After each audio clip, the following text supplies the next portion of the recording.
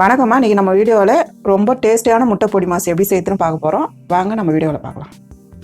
Video பார்க்கறதுக்கு முன்னாடி நம்ம சேனலை சப்ஸ்கிரைப் பண்ணிக்கோங்க. அப்படியே பக்கத்தில் இருக்கிற பெல் பட்டனை ப்ரெஸ் பண்ணிக்கோங்க. கடாய் சூடாயிடுச்சுமா. ஆயில் கொஞ்சமாக போட்டுக்குங்க. எண்ணெய் நல்லா சூடாயிடுச்சுங்க. கடுகு உளுத்தம்பருப்பு போட்டுக்குங்க. கடுகு பொரிஞ்சிச்சு. 4 வெங்காயம் நறுக்கி வச்சுருக்கேன், போட்டுக்குங்க. வெங்காயம் வந்து நல்லா வதக்கிட்டே இருங்க. பாருங்கம்மா, வெங்காயம் நல்லா வதங்கிருக்கு. இந்த அளவுக்கு வரும்போது இப்போ வந்து நம்ம தக்காளி ஆட் பண்ண போகிறோம். ஒரே ஒரு தக்காளி தான். நம்ம முட்டை பொடி மாசுனாலே வந்து தக்காளிலாம் போட மாட்டோம். நான் வந்து ஒரு டிஃப்ரெண்ட்டாக செய்யறதுனால தக்காளி போடுறேன்.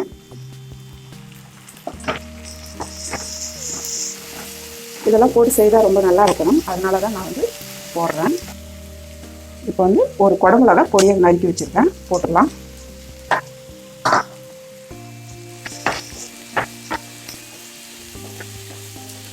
என்னடா இவங்க வந்து முட்டை பொடி மாசில் வந்து வெங்காயம் தானே நம்ம எல்லாம் போட்டு செய்வோம், இவங்க வந்து குடமிளகா தக்காளி எல்லாம் போடுறாங்களே அப்படின்னு சொல்லிட்டு நினைக்க வேண்டியதில்லை. செய்து பார்த்தா தெரியும், ரொம்ப நல்லாயிருக்கும் இது. ஏன்னா நான் அப்பப்போ வீட்டில் செய்வேன். இது நல்லா விரும்பி சாப்பிடுவாங்க. அதை வச்சு தான் நான் வந்து நம்ம சேனலில் நான் காட்டுறேன். இப்போ வந்து குடமிளகா தக்காளி வந்து பச்சை வாசனை போகிற அளவுக்கு நல்லா வந்து வதக்கிட்டே இருங்க. பாருங்க, ஒரு ஸ்பூன் இஞ்சி பூண்டு பேஸ்ட் போட்டுக்கங்க. நல்லா வதக்கிட்டே இருங்க.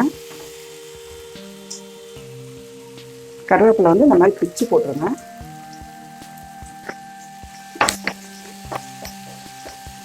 அந்த இஞ்சி பூண்டு பேஸ்ட் நல்லா வாசனை வரும் இல்லைங்களா, அந்த டைமில் நம்ம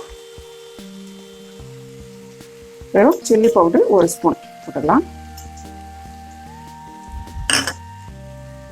இது வந்து கரம் மசாலா 1 ஸ்பூன்.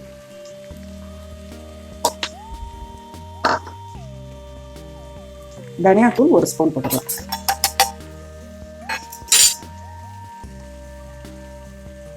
மஞ்சத்தூள் வந்து கொஞ்சமாக, நான் வந்து முட்டையில் கலக்கி வச்சுருக்கேன், அதனால கொஞ்சமாக 1/2 ஸ்பூன். இது வந்து நல்லா அப்படியே மிக்ஸ் பண்ணுங்க.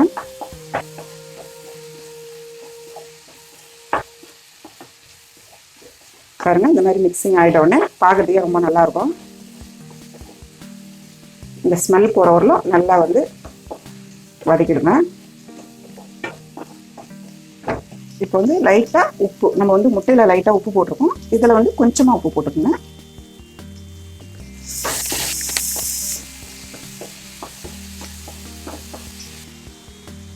போதும், அது வதங்கினது போதுங்க. பாருங்கம்மா, நான் வந்து 6 முட்டை போட்டு உடச்சி மஞ்சத்தூள் உப்பு கொஞ்சம் போட்டு நல்லா அந்த அளவுக்கு மிக்ஸ் பண்ணிவிடுங்க நல்லா. இப்போ வந்து நம்ம இதை ஆட் பண்ண போகிறோம். இதை நல்லா வதக்கி வச்சுருக்கோம் இல்லைங்களா, இப்போ இதை ஆட் பண்ணிக்கோங்க. இது அப்படியே கொஞ்ச நேரம் இருங்க, அப்படியே சுற்றி பபிள்ஸ் வரும். அந்த டைம் உங்களுக்கு திருப்பி எடுக்கிறது ஈஸியாக இருக்கும். பாருங்கம்மா, இந்த அளவுக்கு வரும்போது நீங்கள் வந்து நல்லா அப்படி கிளறி விட்டுருங்க. அழகாக ஈஸியாக வந்துடும். நல்லா அப்படி பரட்டி விடுங்க.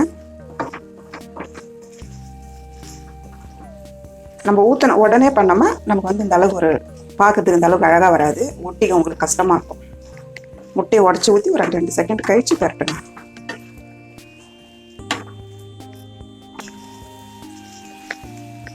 இப்படி கிளறி விட்டுகிட்டே இருங்க. பாருங்கள், இந்த மாதிரி கிளறி விட்டுகிட்டே இருந்தோமா இந்த அளவுக்கு நல்லா அழகாக வந்துடும். இவ்வளோ வாசனை ரொம்ப நல்லா இருக்கு பாருங்கள்.